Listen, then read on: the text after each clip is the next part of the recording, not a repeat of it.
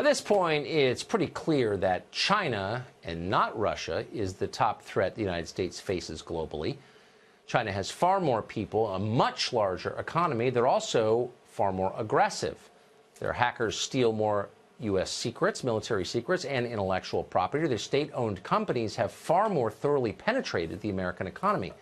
Senator Marco Rubio is one of the few lawmakers trying to spread awareness of the threat we face from the Chinese government. To that end, he just cast a protest vote against the defense funding bill. Afterwards, he spoke to us in his first Fox News interview following that vote. Senator, thank you for coming on tonight. So you have, for the first time, voted against the National Defense Authorization Act as a form of protest, if I'm getting this right?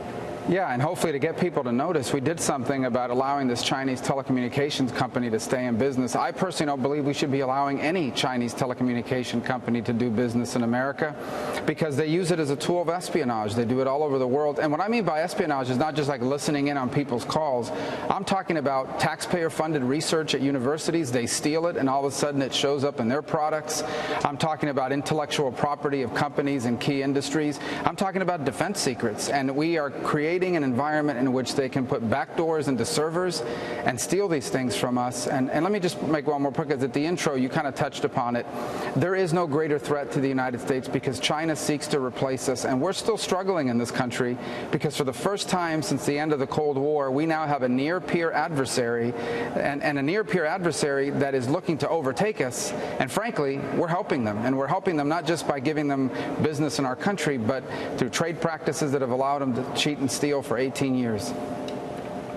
There are reports, and there are many stories like this, but here's one that has emerged in the news recently. Google apparently is planning to do the bidding, in effect, of the Chinese government to censor its search engine in China, helping to prop up an authoritarian regime. What should we make of that?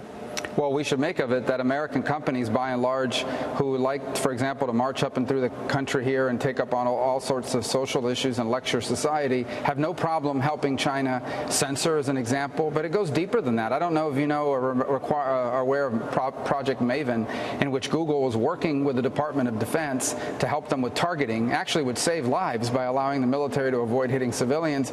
Well, because of pressure from their employees, Google no longer works with the Department of Defense. However, they work in partnership with the university in China that provides all the technology assistance to the Chinese military. So it's just one more example of this rampant hypocrisy of American companies who are more interested in making a few dollars, gaining access to the 1.3 billion person Chinese market, but have no problem, on the other hand, cutting ties with the country that allowed them to exist in the first place, the United States. So they're serving the police state but ignoring their own country. Is Russia doing anything on the scale that China is here? No, very different. I mean, look, Russia is a country. The economy of Russia is $2 trillion. That's their GDP. That's the size of Italy's and Spain's. They have nuclear weapons. We've got to deal with them because they have nuclear weapons. They have some pretty good conventional capabilities, and they are going out and doing the sorts of things to sort of pit us against each other and sort of. It's not in favor of one political party or the other. They just want us to fight against each other. That is important. The Chinese threat is critical. Russia has no ability and no willingness to overtake us in the geopolitical stage. China seeks to replace us. And they used to hide that intention. Now they're pretty aggressive and open about it. And it's time we open up to that reality and start fighting back. We most certainly should not be helping them do that by allowing them to steal our intellectual property and our military secrets. So why is nobody saying this? Why is every single news conference out of Washington about Russia and no one's saying anything about China? I find it odd. Well, you know, we're in a better place than we were 2 years ago, but not where we need to be. You know, we spent about 17 years. The conventional wisdom was that China was a poor country, and if we just help them, let them cheat, let them steal, because once they get rich, they'll behave like us. That didn't work out. That was a terrible idea, and we're paying the price for it now, which is why I support these tariffs. Look, I don't like tariffs. You know the best way to get rid of these tariffs is to be willing to impose them yourself in retaliation.